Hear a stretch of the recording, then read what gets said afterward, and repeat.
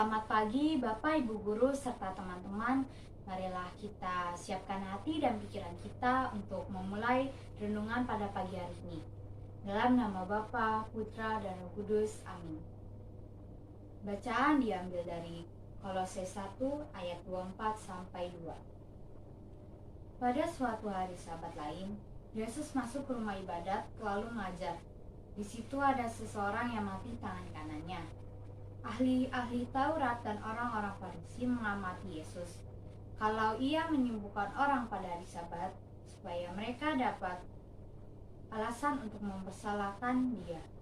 Tapi ia mengetahui pikiran mereka lalu berkata kepada orang yang mati tangannya, "Bangunlah dan berdirilah di tengah."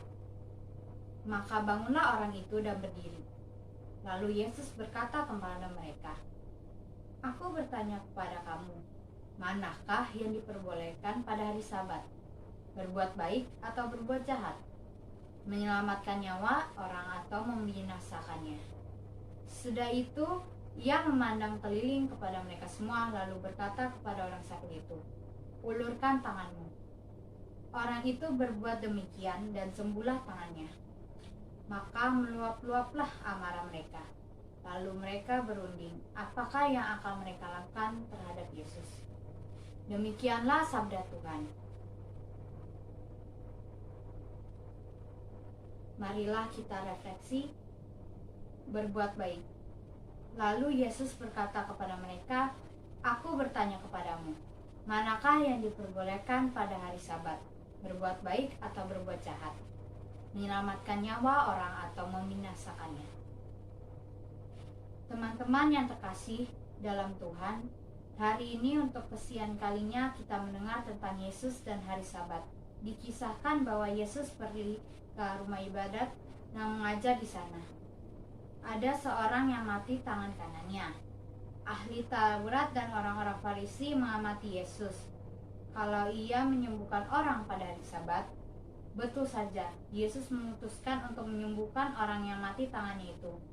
Yesus berkata kepada orang itu, "Berdirilah di tengah, ulurkan tanganmu." Orang itu melakukannya dan ia sembuh. Yesus melakukan itu mempunyai alasan yang kuat. Yang melakukan pertanyaan sekaligus juga menjadi jawaban. Manakah yang diperbolehkan pada hari Sabat? Berbuat baik atau berbuat jahat? Menyelamatkan nyawa orang atau membinasakannya? Dalam hal itu juga kita bisa menilai bahwa berbuat baik itu sah dilakukan kapan saja. Menyelamatkan nyawa orang jauh lebih penting daripada taat pada hukum. Tentu kita tidak rela membiarkan orang yang lain mati hanya demi ketaatan pada hukum. Menyelamatkan nyawa orang itu menjadi tanggung jawab kita semua.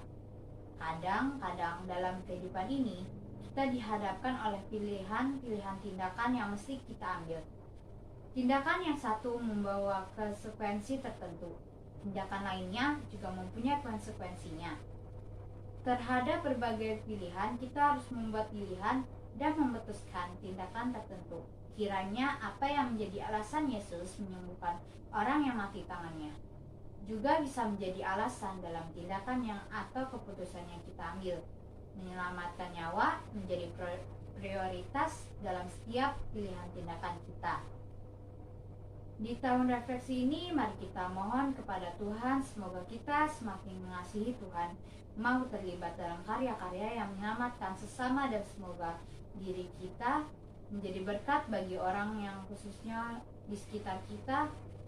Sekarang marilah kita menyediakan waktu yang cukup setiap hari untuk berdoa dan memuji Allah, mendengar, membaca, merenungkan sabda Tuhan. Kemudian melakukan refleksi pemeriksaan batin nurani kita teristimewa dalam bulan Katab Suci ini.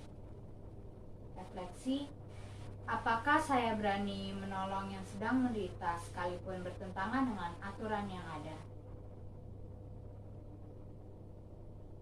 Marilah berdoa. Ya Tuhan, kami bersyukur kepadamu telah mengingatkan kami lebih memprioritaskan keselamatan sesama daripada hal-hal lain. Dan semoga kami mampu melaksanakan perintah-Mu dengan benar. Amin. Kemuliaan kepada Bapa dan Putra dan Roh Kudus, seperti pada permulaan, sekarang, selalu, dan sepanjang segala abad. Amin. Terpujilah nama Yesus, Bunda Maria dan Santo Yosef, sekarang dan selama-lamanya. Santa Maria de la Strada, doakanlah kami. Amin. Dalam nama Bapa, Putra, dan Roh Kudus. Amin.